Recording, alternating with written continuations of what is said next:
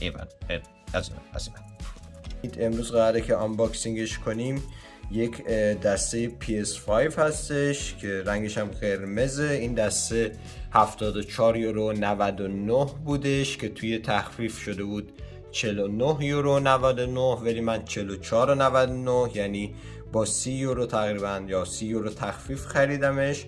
همونطورم که حتما توی ویدیوها دیدید من تا حالا PS5 نداشتم، هنوزم ندارم، ولی چون خیلی توی کامپیوترم خیلی بازیایی هستن که با دسته انجامشون میدم، تصمیم گرفتم این دسته رو بگیرمش. الان بعدن که PS5 هم گرفتم به کارم میاد. خب اولا بذارید یه بار دیگه درست بتون همه جاشو نشون بدم. خب این باز شد بالاخره.